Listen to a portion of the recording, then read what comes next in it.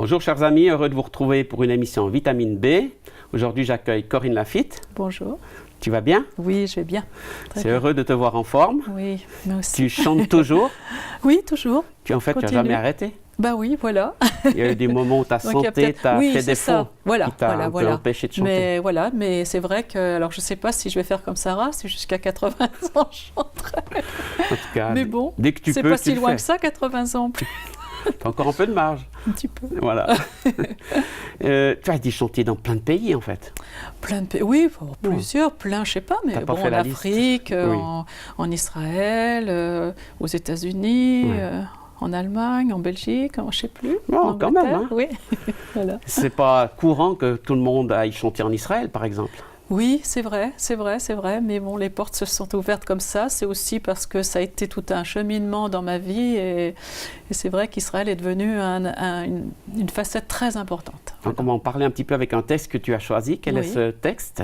Luc 2, versets 29 à 32. Alors, nous lisons dans Luc 2. Maintenant, Maître, tu laisses ton serviteur s'en aller en paix selon ta parole, car mes yeux ont vu ton salut, que tu as préparé devant tous les peuples, lumière pour éclairer les nations. Alors, comment est-ce que tu comprends ce texte? Qu'est-ce qui t'interpelle dans cette lecture? Alors, déjà, il y a la suite que tu n'as pas dit, mais c'est pas grave. La gloire pour son peuple Israël, le plus important, oui. Non, c'est pas le plus important, mais c'est... Tout aussi important. Voilà, ouais. C'est justement ce que j'aime dans ce verset, c'est lumière pour éclairer les nations. Donc il parle de Jésus, hein, c'est Siméon qui prend Jésus dans ses bras, qui est un vieux monsieur. Et Jésus est là, il est présenté au temple. Donc il prend le bébé dans ses bras et une parole prophétique vient dans son cœur. Peut-être il l'avait déjà entendu avant. Il était préparé. Mais n'empêche que... Oui, peut-être. Oui. Mais donc il a ce bébé dans les bras. Et pour lui, parce que de toute façon, c'est un verset qui reprend ça. Il cite l'Ancien Testament. Hein, c'est pas quelque chose qui est... Et il prend le bébé dans les bras et justement, il lui attribue... Il sait que ça y est, il a vu, il attendait le Messie, c'est évident. Et ça y est, il a vu ce bébé et le Messie. Lumière pour éclairer les nations, donc nous, et gloire d'Israël, ton peuple. Donc c'était qui ce Siméon déjà? Donc Siméon, c'était quelqu'un qui était dans le temple, qui servait dans le temple, hein, qui était comme un prêtre. Voilà. Et donc il était là pour en fait présenter Jésus. Depuis ses 8 jours, à l'âge de 8 jours, il présentait Jésus au temple devant Dieu. Voilà. Et à ce moment-là, il reçoit cette parole, et il la donne. Il la donne, oui, c'est ça. Je pense que c'est une parole qui devait mâcher parce que c'est quand même la venue du Messie, c'était quelque chose qui repassait dans leur cœur constamment en se disant mais quand est-ce que ça va venir? Et tout d'un coup, en ayant ce bébé dans les bras, il sait que c'est lui. Ça, c'est formidable. Voilà. Ouais. Donc, c'est arrivé depuis alors? Ce qu'il a proclamé. Ah ben c'est arrivé, c'est complètement arrivé. Parce que la lumière, justement, il est cette lumière et c'est ça qui fait que nos cœurs sont éclairés, qu'on voit, un psaume dit « Par ta lumière, je vois la lumière ». Il nous envoie sa lumière et nous, on voit sa lumière. C'est vraiment quelque chose de réciproque. Et c'est vrai que beaucoup de gens, tout d'un coup, rencontrent Jésus, rencontrent le Messie, comme le dit la parole, et c'est un éclairage. Voilà. C'est un éclairage. C'est vraiment, il est la lumière. C'est comme le dit le prologue de Jean, les tout débuts j'aime énormément aussi ce passage-là, où il dit « Au commencement était la parole était Dieu, elle était avec Dieu, et elle était la lumière des hommes qui éclaire tout homme. Elle était la lumière. Voilà. » Donc Jésus, il éclaire les hommes, puis là, il parle d'éclairer les nations. Oui, c'est juste incroyable. Ah bah oui. Une lumière qui éclaire toute une nation. Qui éclaire, voilà. Comment tu conçois ça? Comment tu l'expliques? Disons que j'ai quand même vu dans ma vie que justement, tous ces pays que j'ai visités, puis d'autres dont j'ai entendu parler, partout il y a des chrétiens et que Jésus éclaire dans leur vie et qui éclaire finalement le pays et même jusqu'à éclairer des fois le gouvernement, il faut le dire. Voilà. Hein? Tu as été proche de certaines décisions, de certains hommes politiques, de gens, pour pouvoir affirmer ça?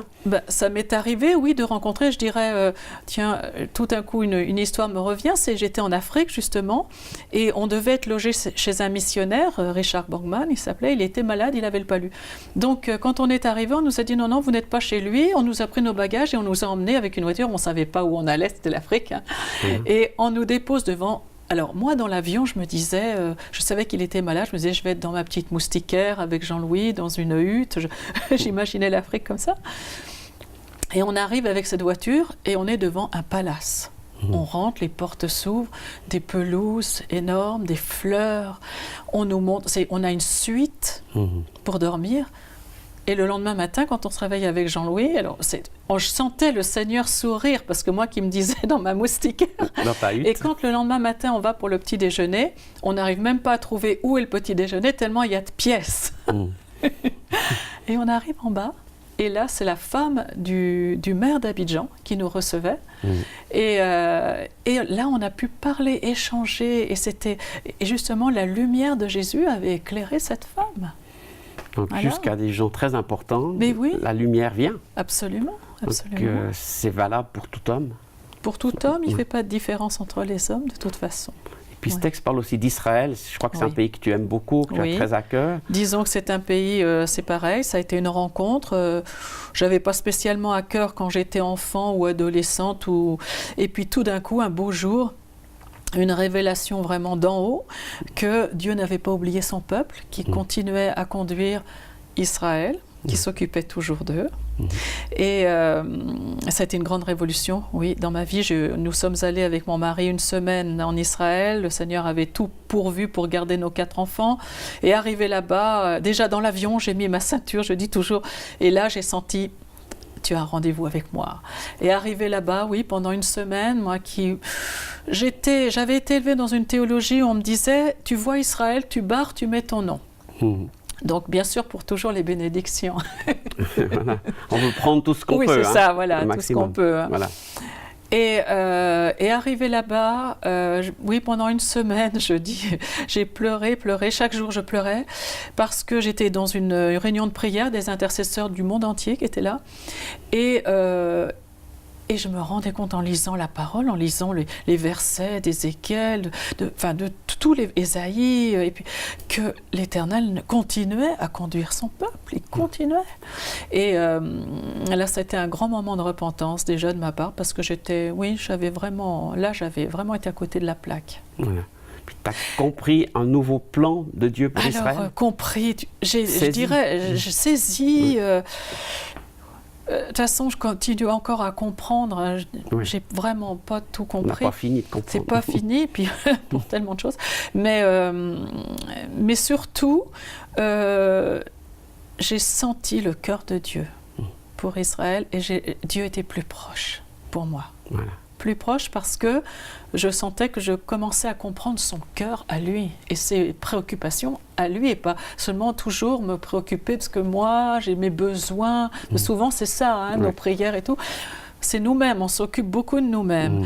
Et là, ça a vraiment été un basculement dans ma vie de m'occuper enfin des préoccupations de Dieu, parce qu'en fait pour lui c'est un très gros sujet énorme.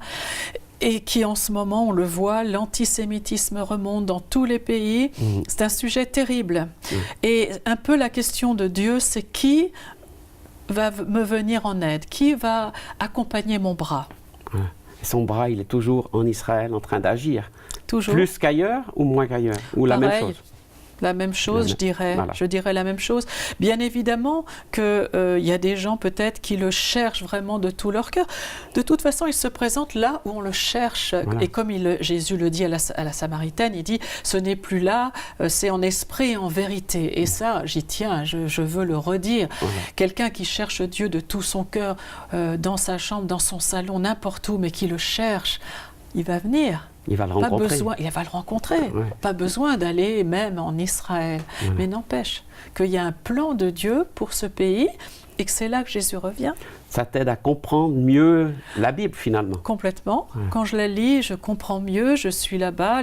Les noms prennent une signification, un relief. Voilà.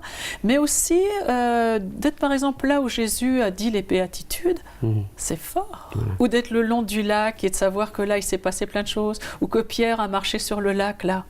Wow. Une fois j'étais justement avec une réunion un peu semi-politique, je dirais, à San Remo, et il y avait des caméramans qui étaient là pour ITV, non, c'est ITV, oui. Ouais. I24, je ne sais plus comment ça s'appelle, mais c'est une télévision israélienne. Et il y avait le lac c'était l'Adriatique qui est là. Oui, l'Adriatique, c'est qui est là. Et je disais, oh, c'est beau, il y avait les palmiers, tout ça. Histoire de parler avec les caméramans, je leur dis, c'est joli. Ils me disent, oui, mais là, Jésus, il n'a pas marché. Eux, ils sont fiers de leur histoire. Oui, ils sont fiers. Alors, je ne crois pas du tout que c'était des chrétiens, mais ils étaient fiers. Alors, tu dirais qu'un chrétien aujourd'hui, il faut forcément qu'il aille en Israël? Forcément, je ne serais pas extrémiste comme ça, non.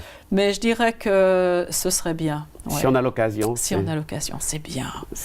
D'ailleurs, tous les gens qui ont été réticents, puis une fois qu'ils sont allés, ils disent « Oh, qu'est-ce que j'ai mal fait de ne pas y aller avant ?»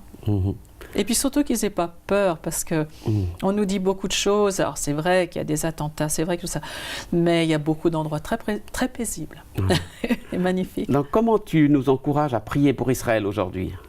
Alors je dirais qu'à l'heure actuelle, déjà, je trouve qu'il faut prier pour que cet antisémitisme montant soit arrêté d'une manière, je ne sais pas comment, mais il faut absolument que les gens soient éclairés. Je dirais que moi, mon souci, c'est de prier déjà pour les chrétiens, parce qu'il y a des chrétiens qui ont vraiment saisi ce message, que Dieu n'a pas oublié son peuple, d'autres qui continuent à persévérer dans le fait qu'on barre Israël et on met son nom. Il y en a vraiment qui en sont encore là. Alors, il faut prier pour eux, et c'est ce que je fais d'ailleurs tous les mercredis matins dans l'église où je vais, avec un groupe. Voilà. Et il faut prier pour le gouvernement israélien, parce qu'ils font des erreurs. C'est des gens qui font, comme tous les gouvernements de partout, des erreurs, sont des hommes. On leur demande souvent d'être parfaits, ils ne le sont pas. Mais ils font aussi des bonnes choses. Et par exemple, à la Knesset, eh bien, il y a des députés israéliens et des députés arabes qui sont là. Et ce qui n'est pas vrai dans les autres pays. Qu'Israël, c'est toujours un grand défi, on en parle beaucoup dans la politique, dans les journaux. Comment ça se fait que ça soit au centre du monde, finalement? Parce que c'est là où tout va se passer. C'est là où tout a commencé et c'est là où tout va se passer. Quand on voit l'histoire avec Abraham, qui vient, qui rencontre Melchisédek, et donc le roi de justice, qui est là, il est sur cette ville de Salem, roi de Salem. C'est Jérusalem, enfin c'est... tout commence là, quelque part. Il va offrir son fils, etc. Et Abraham.